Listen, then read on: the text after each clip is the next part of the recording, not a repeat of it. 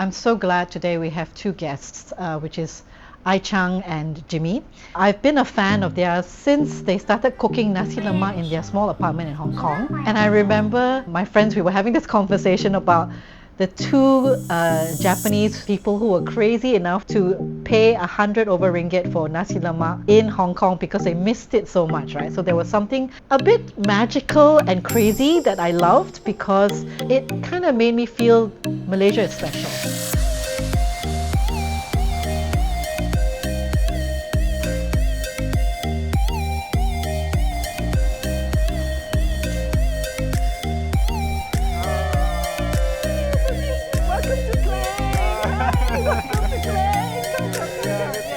Welcome back to the studio. This is Seoul City Studio. Thank you for your time, and we had so much fun in Klang today, right? Yeah, it was so much fun. Thank you for taking us around. No, but you know, it's lovely to see parts of your country through the eyes of a foreigner, right? Someone who will see different things. And first I asked you, actually, where's the Seoul? In KL. Like, in KL? And then you said, then I said PJ, and you went, PJ? And then you said, I think it's Klang. And I was like, oh, why Klang? So what is it about Klang that you love so much? Yeah, so today, you know, as soon as you enter to the Klang town, like you just immediately feel the difference from like KL and Klang. Klang is, you know, very, you know, relaxed, authentic. The building, you know, structure, you know, it says 1916 or 19, you know, you told me about yes, that. yes. Yeah, and I feel like the time goes by much slower in Klang, more relaxed and less people. I see more like local people, especially at the kopitiam or bakte, Yes. yeah, cafe also. Yes. I feel that this is the authenticity of Malaysia. Just walking around the town, I can just enjoy. You know, look, you know, we enter to the, you know, watch store, like a very old jewelry store, or like the bags store. You know, there's like not much people there, but you can feel like how old it is, and it just makes me wonder, oh, how long are they running this business? You know, or like the street. You know, just looking at the street, and we met Wang, the dog. So Wan is the local The community dog. community dog, right? Yeah, Yes. and then, you know, Wan, I was expecting to see her today again. Like, is Wan's gonna be there like last time? And then, yeah, she was there waiting for us. And she led us, and she was. After a while, she got used to it, and then she basically knew where we were going, Yeah. and she kept leading us, right? Yeah, she was like a tour guide. That blew me away. Yeah. Yes. And then she had different name in different cafe. Yes. Her name was Lisa at the other cafe. Her name is Wan the other cafe.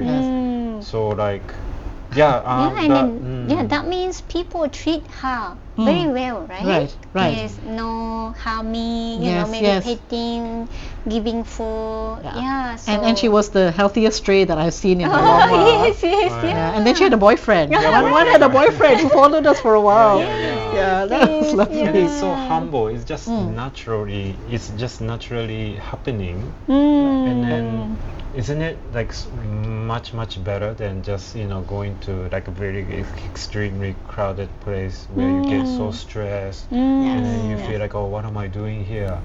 But Klang is like so relaxed. You know, you got two dogs and you know.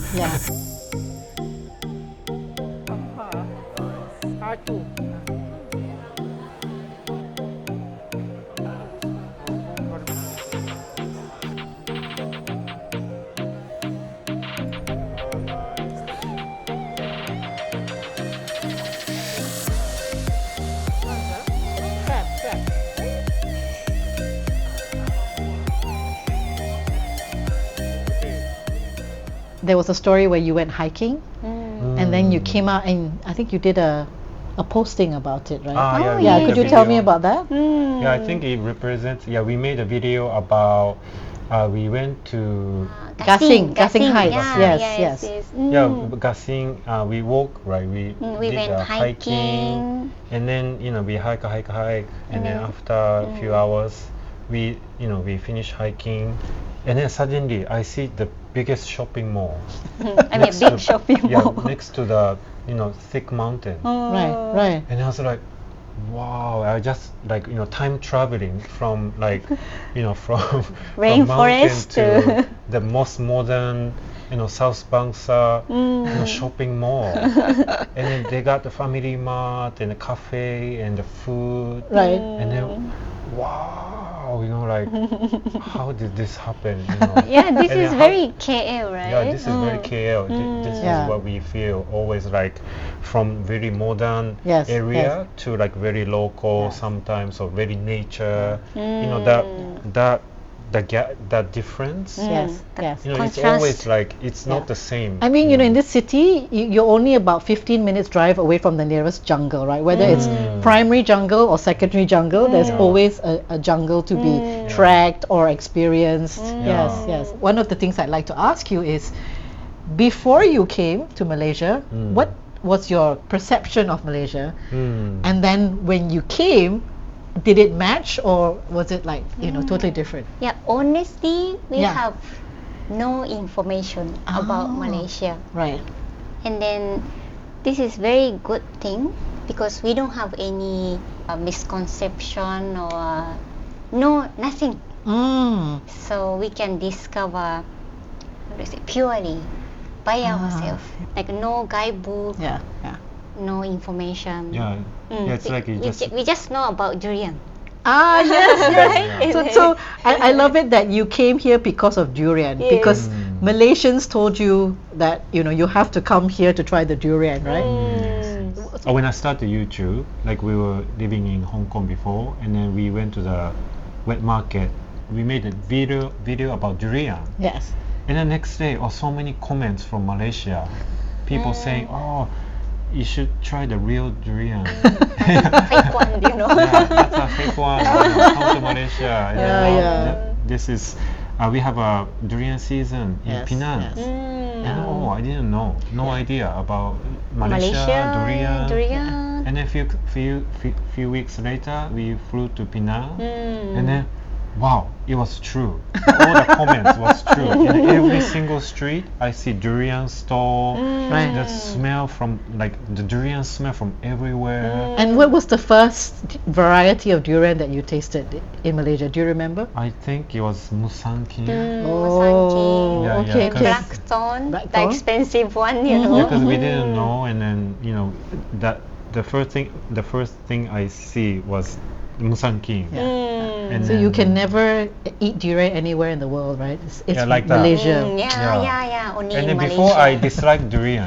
Ah, Before I disliked durian. right. But it was just a stinky, like a smelly food, Yes, food. yes. But when I come to Penang for the first time and eat the first durian, then I just fell Fell in in love.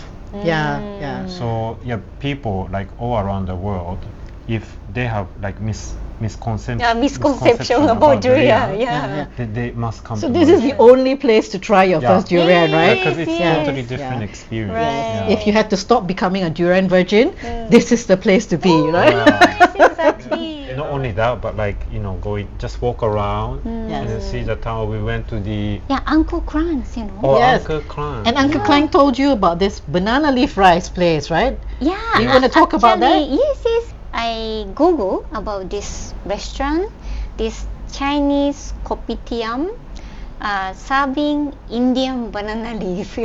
This is so Malaysian. Yes, And yes. then this was our target, right, in Klang. Yeah, So yeah, this was yeah. our very first meal in Klang, and then Chinese uncle, Malaysian Chinese uncle serving drinks, and Yes. then like Indian, boss, serving Banana leaf, right? Yes. and then like ikan goreng, which is the fish from Klang, pork Klang. Right. And wow, this is so special. Oh, Yeah. Klang, Klang fish. And then when we were eating the banana leaf, the uncles, approach us, Right, And right. then this Uncle Klang. Yes. Four uncles. Four right? uncles. And then they are very friendly, and we had a conversation, and then there's a nice cafe, maybe we go together and then have a coffee together. Yeah, And then, yeah. oh, okay, that's cool. And then Right. we went to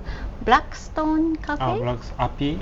I think Blackstone Yeah. Cafe, and then we had coffee together, Right, and then we become friends, Friends. you know. Right. So I was hoping to see the uncles there today, but they weren't there, right? Yeah. But okay. Great. So and then this experience became so special for us, you know, like a connecting people, local people, and then recommendation, you know, and then they gave us recommendation for bakute, you know, after the Right.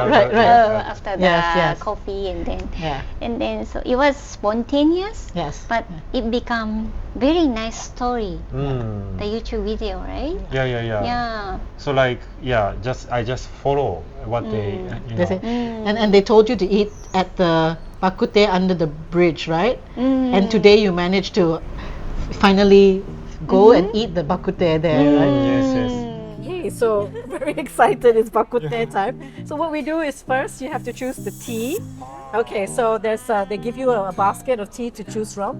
So we have a few, right? There's jasmine. What is this? This is just Kaoshan.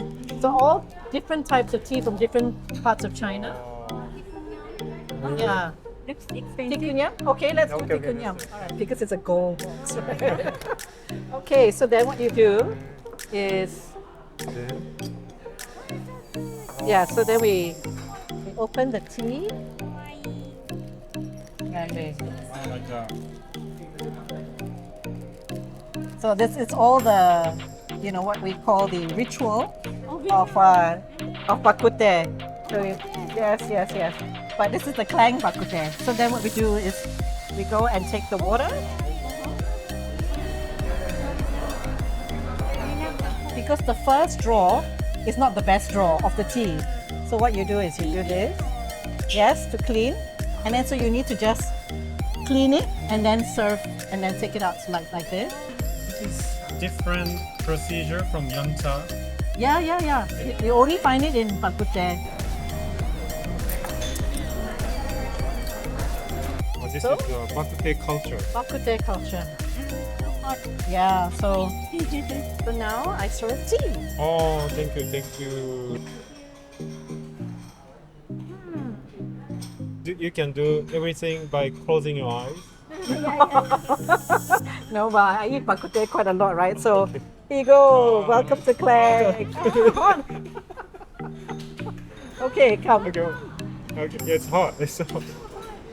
The atmosphere under the bridge, it's really under the bridge. Yes. And then you can see while we are eating bakute, you can see the Indian stores, Ayurvedic aromatherapy store, and also mosque and the bridge.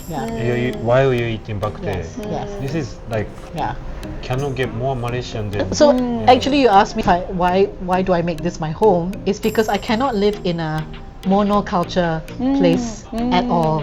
I find it very strange. I need to live in a place where there is many different cultures, many different foods, so now people talk about diversity in workplace, but they should come and talk to Malaysians because we are the original diversity country, right? We've been diverse since almost for a few hundred years. Yeah.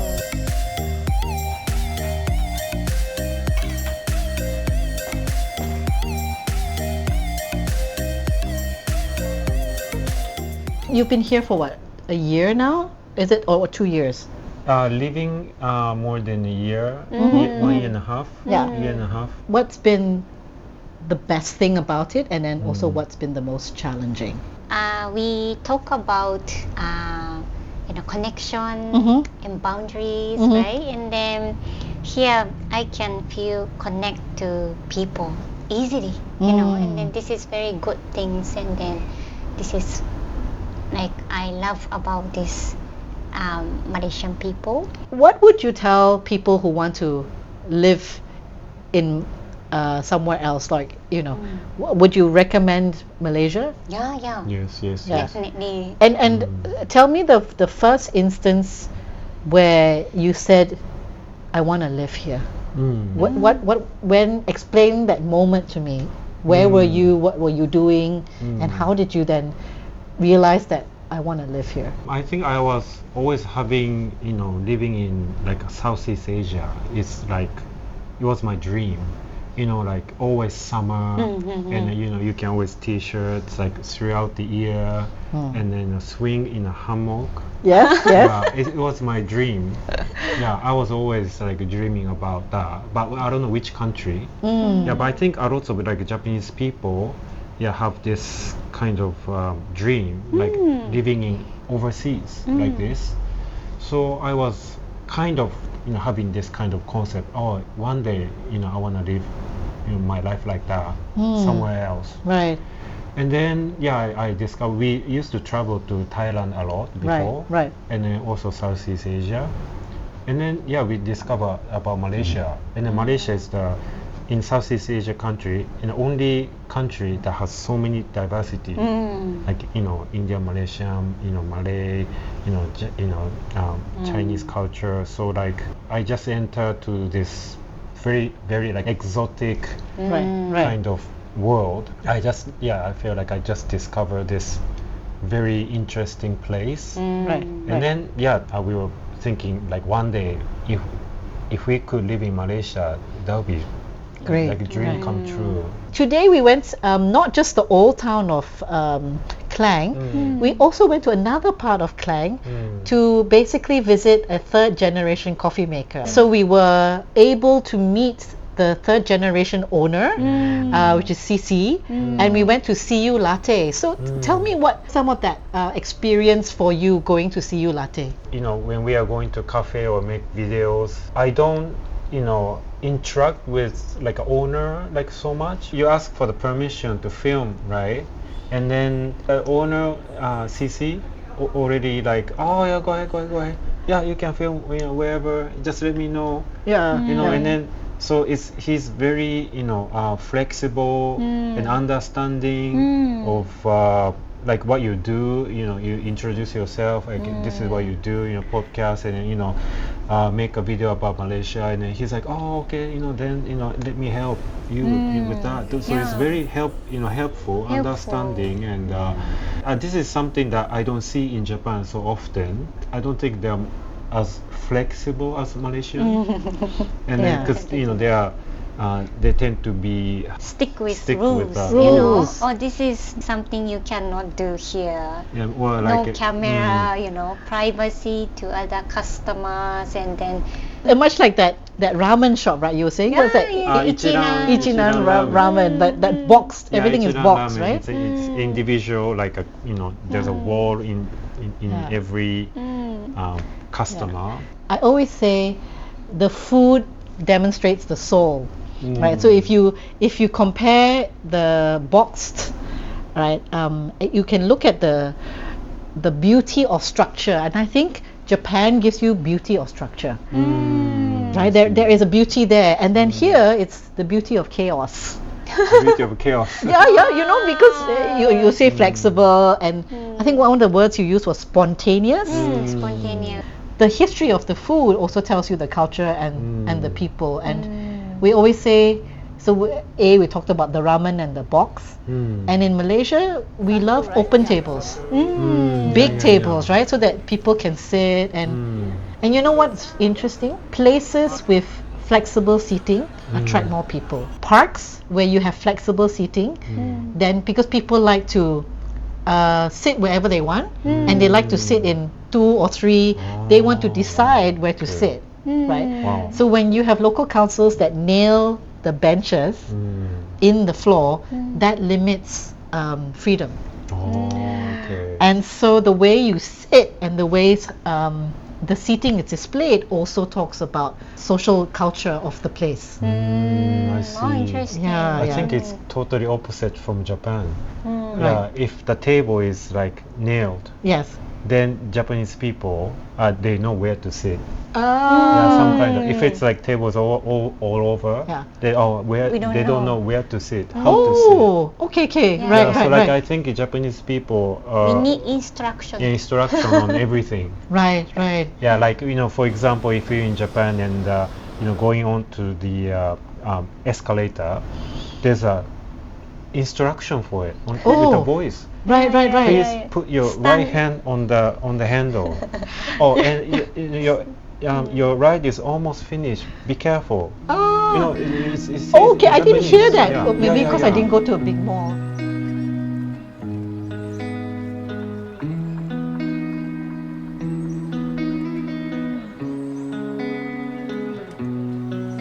Welcome to Klang and welcome to Klang. So our shop is named Klang C3afe. So the reason why we use C3afe is because we have 3C in our cafe. So the first will be cultural and creativity, and also the connection. For the cultural and creativity, it's easily to understand. Cultural is a Klang cultural, and creativity is what we try to do, and also the connection. Why we do the connection is because we hope that all the foreigner can connecting with the local. If you see here, you can see there's a lot of paint drawing postcards by a lot of foreigner.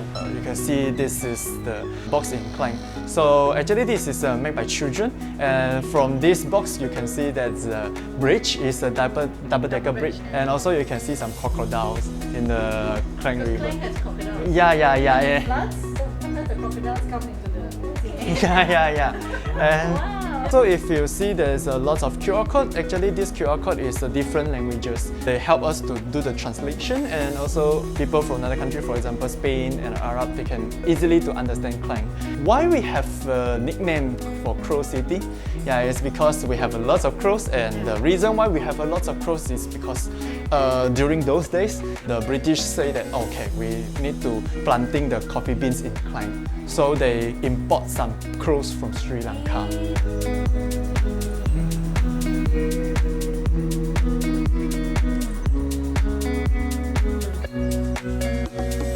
I love the story about how you said that you didn't realize how much you love hugs until you came here. I mean, that was the moment that I just went, this is it, this is what I love about this country, right? It's the people are open, and if you tell them, I'm not free or I can't come to your place, they'll be quite understanding, right?